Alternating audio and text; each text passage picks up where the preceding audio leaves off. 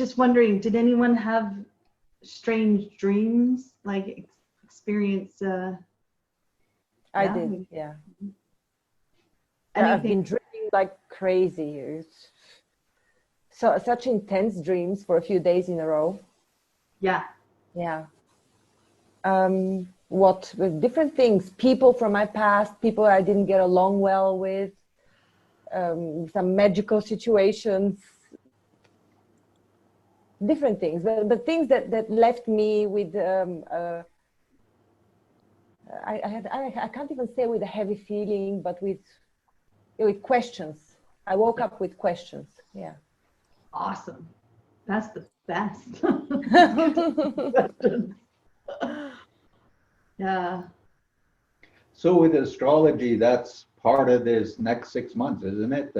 People dreaming and releasing past things with life. You know, somebody can show up in your life that you hadn't seen in 30 years, and you say have a coffee with them, and then you will never see them again because whatever that energy needs to cut or finish, it's part of finishing. Also, past life karma is there's lots of different things going on. So the mind and the universe is finding ways to finish things up for everybody. I think it's supposed to be until January or February, somewhere there.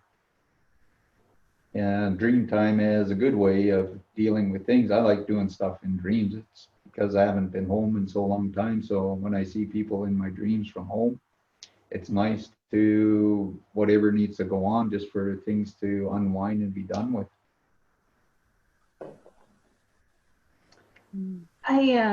Interesting, Zarina, how you had the dreams about people that you didn't get along with in the past. And that came up in conversation this morning as part of it too. It popped up in my memory yesterday, the day before. Certain people that we have had in our lives that were our friends for a period of time, and then all of a sudden things change. It's like, nope, we're not friends anymore. And it's like, what happened? That was kind of where I was sitting with this morning. Like, what makes it so that this person, you know, viewed us or Joe as a teacher, and I'm going to learn so much from you, and I want to be part of your life as a friend and all that such, that all of a sudden one day just turns and it's like you become the enemy.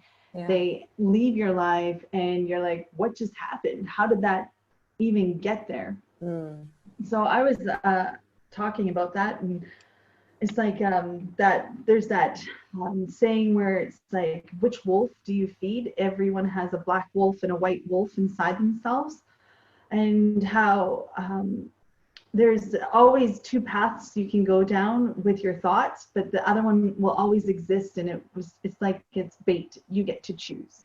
Will you feed the black wolf and go into the judgments and pull yourself away from maybe the light or the truth of something because of your opinion or a belief system that you have chosen, or you know that was ingrained to you from your parents or your childhood or whatever it is. A belief system that you don't want to let go of can pull you out of, you know, that change and that future and that light. So, I mean, I guess, you know, those old friendships that we did have were for a period of time. They chose, they went this way, and then the universe would say, okay, we're moving them or we're moving you, and we would always leave each other's paths. So one of the things is people are always praying for answers. They're always praying for teachers. They're always asking somehow to attract somebody to bring them up. So they pray and they pray and pray and pray. And usually when I come in, I usually have sometimes a lot of knowledge to share with the person. And they're really open and accepting to a certain point. And then something will shift. And if you study Rudolf Steiner's The Seven Rays, where they try to teach that the different chakra energies, if they don't match, the person will eventually get angry, separate, or move off. It's because they're not wanting to come up and be in that energy with you. So they trigger something and then they see it from whatever point of view that they're willing to hold or in their belief systems, and they're not wanting to, even though they've asked the universe for it. And they say, if a person's in the red ray and you're a purple ray and you sit with that person in the red ray because they're in their base chakra and you're in your crown, and you're just streaming universal energy and you're just healing and you're doing everything, they will short circuit and they will attack you, and they will never hear what you're saying because it's like you're talking Martian. Even if you can simplify it to the most basic rudimentary ways of trying to get it through even to a child, they will short circuit because they're way down here in your energy. So people need to match energies, and Rudolf Steiner teaches in his school of 7 rays how to match energies and slowly work a person up into these higher levels if that's what they're really desiring. But some people, they inside them, they're not, even though they're asking the universe for this in their lifetimes in their future, they're still not ready to evolve. So their oversoul will short circuit and move them off in a different direction to full their life purpose, whatever they came here to do. So it's not anything you're doing or a right and wrong in it. There's just certain things in some people's journeys. There's things they have to follow and do. And sometimes I will see, and I will tell a person, I see where you're going to go and what you're going to do. But for some reason, they're meant to receive this information. And maybe along their path, they will share it with people and help them in some way. So whatever they're doing, it's still done something, even though on our level, we're not able to connect and understand that part. My question on that for yourself, for myself, if I catch a thought where it's like it's a lower thought of a judgment of myself or of another, and I catch it and I say like, whoa, Cindy, why do you think that? Or why do you really believe that's true?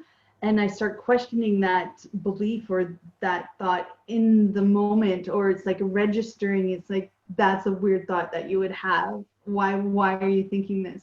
And when you stop it in that moment, just giving that question, you start like unearthing it. Where, I mean, I can get it where it's like you give a teaching maybe that I don't agree with, and I register, okay, I don't agree with this. Why don't I agree with this? How deep can I go with it? Like, how can I unravel it? Help me to make sense of this.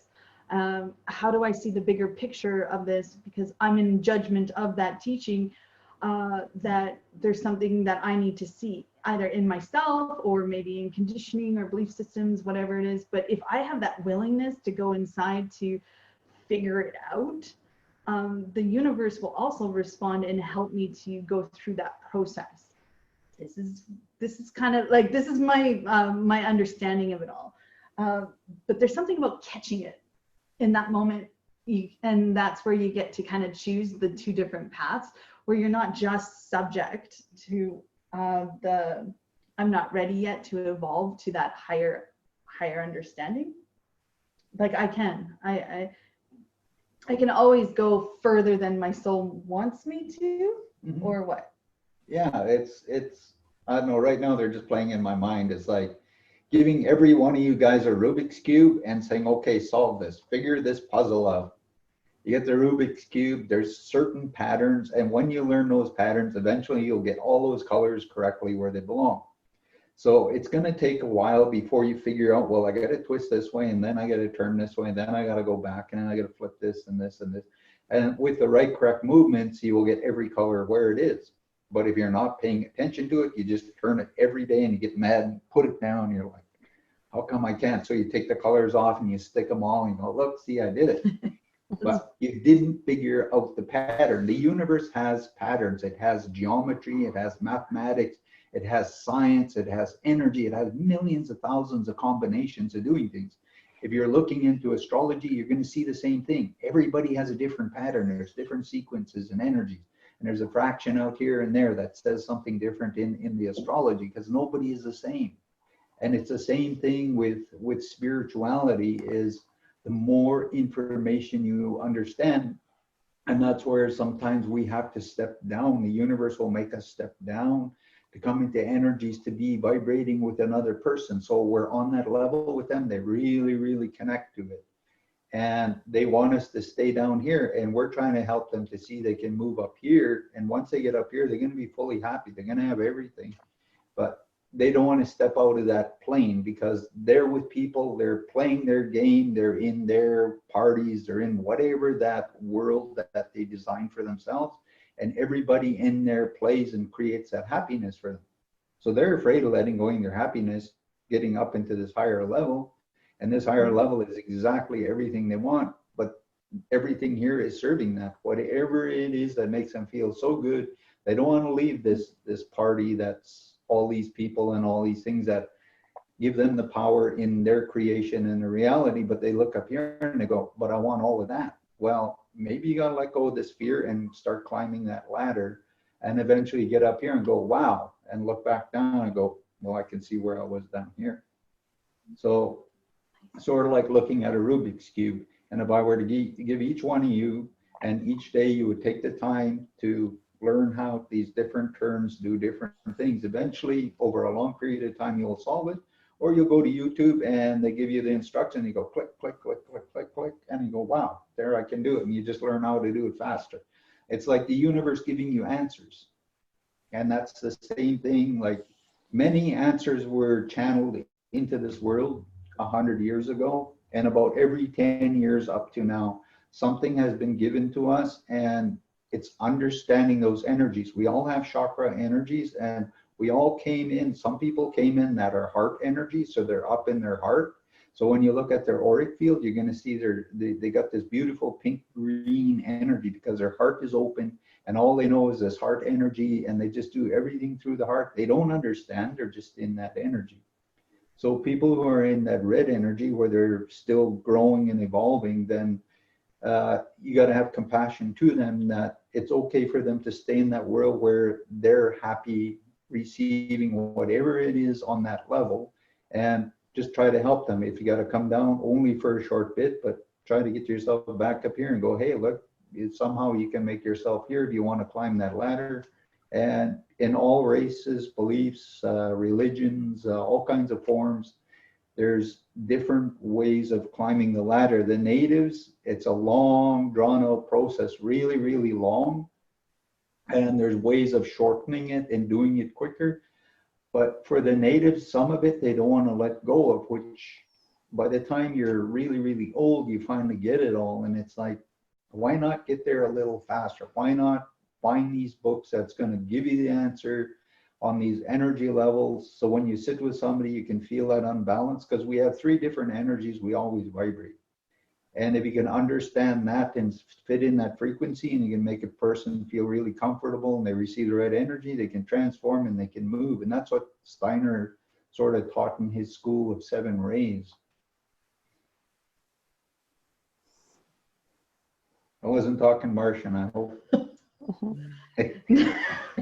What if the person doesn't want to move, or do we consider their free will when we apply the 7 rays in order to move them upwards in their chakras?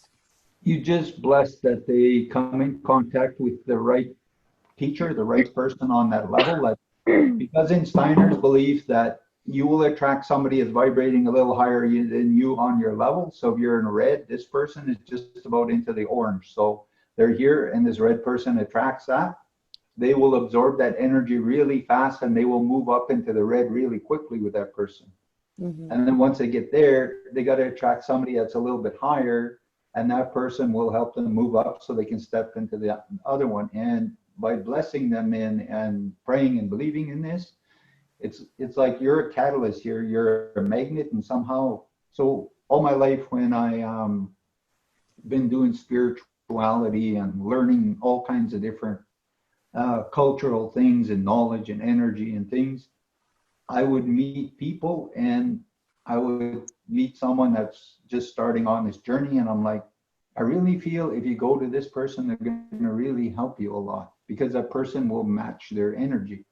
So I try to get that person to go there, and I'm like, when you're ready, come and see me again, and we'll sit, talk some more, and then I'll see if there's somebody else I can sort of say, well, maybe you can go see this person, and then that would help them move up more.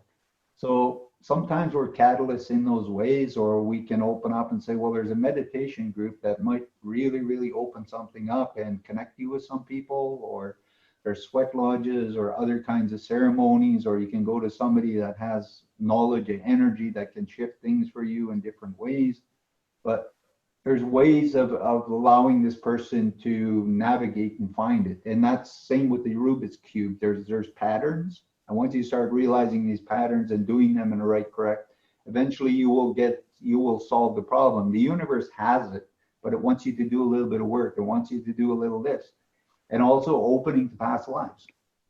Opening to past lives is a really big one. And like I say, remote viewing, seeing into the future is another thing. Once you start putting all these things together, you will start seeing how things work faster, because the universe will give you that knowledge. It will show you and teach you everything. So when I learned the approach to connect with Creator through theta, the theta healing practice, and you go through all these levels of, they call them planes of existence, and there's different energies that exist on each of the planes, all to get to Creator's energy. So I had asked Joe earlier, and it's like, okay, when you're in Creator's energy, is there the white wolf, the black wolf, you know, the good, the bad? I already know that it's no, but I liked how Joe had said it to me. When you understand that with Creator, it doesn't see it as, and it's all learning. It's if you're having a really good experience, it's a good learning. If you're having a bad experience, it's a good learning. It's all learning. And then there's something about where I got that there's old belief systems that we carry on with us until we can see that it's learning. It's all learning and letting go of that belief system that we have in us. So on that, we sort of went to, when you're a child, if you're having any kind of a Christianity influence around you, somehow that impacts you in the church. Somehow they ingrain this worthy or unworthy, and they say, oh yeah, Jesus, you know, he lived like this, and you know, they try to make you believe that he lived in poverty, when actually that's a distorted truth. But as a child, you can be influenced subconsciously in your subconscious mind. There was something they said you accepted, so you didn't believe you were worthy of receiving all these beautiful gifts and all this abundance and all this wonderful stuff God just, or the universe wants to give to you.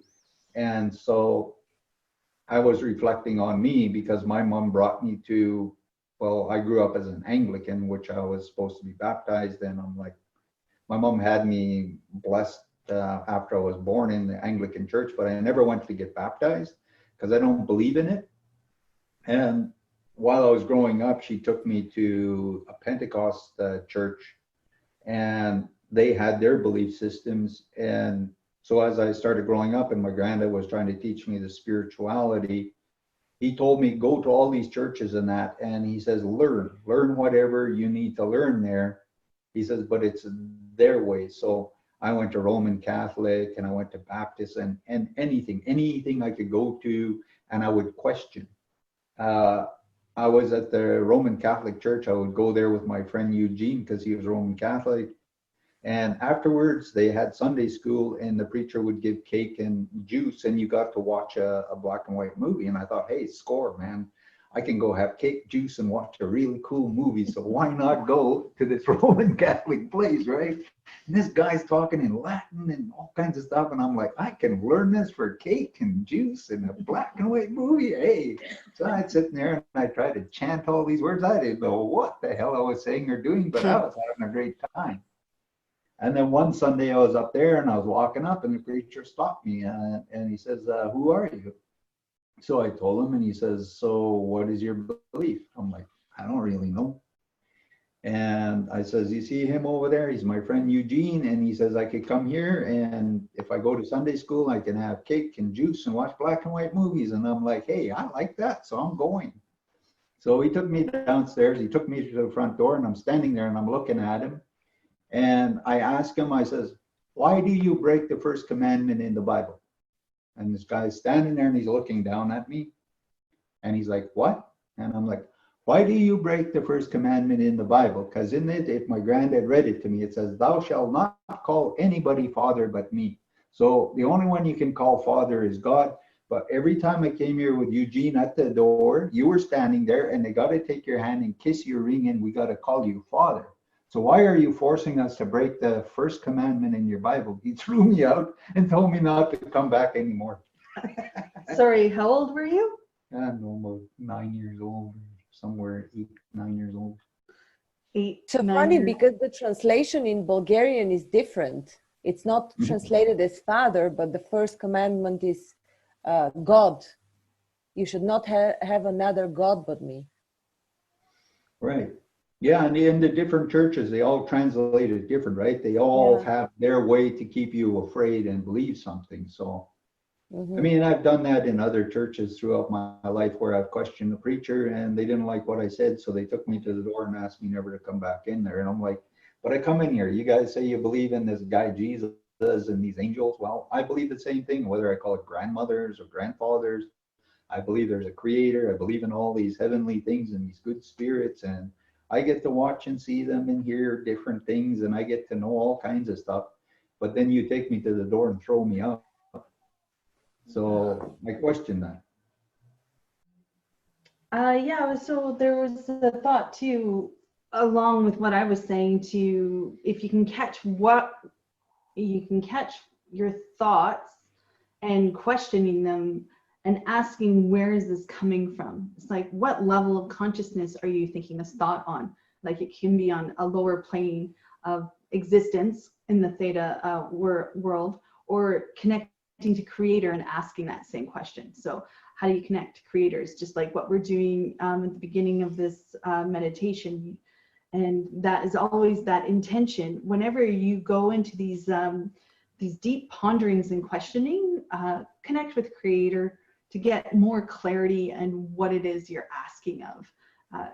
It's a good process to go through. So you get more of the truth instead of all of the many illusions we can create for ourselves. Because like, we might want to see our partner as a very loving, awesome person, but that partner could be really hurting us on a soul level, but we're not willing to look at it because we want them to be this illusion that we hold in our hearts because we love them. But so we may get in the way of seeing the truth due to our own belief systems or creations that we hold on to. That was just an example that came up. I don't know. Yeah, and part of that too is like Cindy was talking this morning and she's asking me, well, when I'm doing this, how do I do it? And I'm like, I have to go to neutral. So when we're meditating and helping one another, we go into neutral. It's not about judging Ian or judging Mercedes or anybody else. It's about going into your neutral. The universe is going to show you something or help you in some way, or maybe it's going to even get you to shift or change an energy in the person's energy fields, or do something. So while you're in that neutrality, the universe just knows, well, this is what is needed, and it's not judging anything as right or wrong. So when I pray and I ask all these spirits to come in, they're not judging any of us. They know all our lifetimes and they know who we're going to become in the future. And they're not there to tell us, oh, well, you need to change this right now because you're a bad person. They're like, no, if it's going to take you another 5 lifetimes, they're just going to be neutral about it. They're not going to say it's a wrong thing because they know somewhere it's going to dawn on you and you're going to go, oh, and you're going to change it from inside. You're going to forgive yourself. You're going to see yourself as beautiful. You're going to realize the Creator created you. And when you were born, you're as pure and innocent as snow. The world creates confusion and we go on these paths and we sometimes will hate our past, but it's not about that. You have to be neutral or you can't be who you are in this time and day. And you created this path to become this individual. So it's a learning about being in that neutral. So when I'm channeling stuff, like yesterday, we were doing some clearings and I cleared this person and he left, and a friend of the person came next and he asked the person, did you guys tell these people about me? And they're like, no, because what I was channeling, he's like, well, how did they know all of that? And it's like other people, they will do that. They're like, well, you must have talked to somebody, or somebody thinks that, oh, I went onto the internet and I looked up their lives and I looked at their friends and that. So I got no time for that. I have no interest in any of it. When I'm in their energy, I'm neutral. I try not to take nothing on of theirs. I try not to fix anything I'm not meant to. I only try to do what I need to do when they're brought to me. And if later on I'm meant to do more, then I will open it up at that time and I'll ask the creator, okay, what is it I need to do for this person now? And I will try to do that, and then I'll hold that energy. So the next time, if they come again, they're ready for whatever the next stages of their life is. If not, they will have found the right teachers and they will be on their path. And one day I will sit down with them and they will tell me their journey and their story. It's like me, when I first went into the sweat lodge years ago, an old medicine man was in there and he thanked me and I was like, okay, why? He says, because I get to see you begin your journey. And he didn't judge me because he could see my whole life and he could see how far I would come and then when I would come back and I would share my story with him. And by then I would have healed and grown really a lot so I could sit with him. But some of these old people have journeyed to the other side. So sometimes I sit in my prayers and I still talk with them and tell them where my journey is since then. And I thank them for what they opened the doors for me and they held that energy believing that I would be successful on my journey. So being in that neutrality is also loving and forgiving yourself and being worthy, being accepting to the creator, blessing you with abundance and bringing you different teachers and learning all these, because little children are like that. They go in and out of things and they don't judge it. They go in there, if they get hurt, they don't like it, they won't come back. They'll even tell a person I never want anything to do with them. But they will keep learning and learning and learning until that's done. If you watch a child as it's growing up, you'll see it going to something, really get excited, learn it, and then all of a sudden it's off to another thing. As we grow up in this world, we get into these places where we feel safe, we feel good. So we get stuck in these patterns.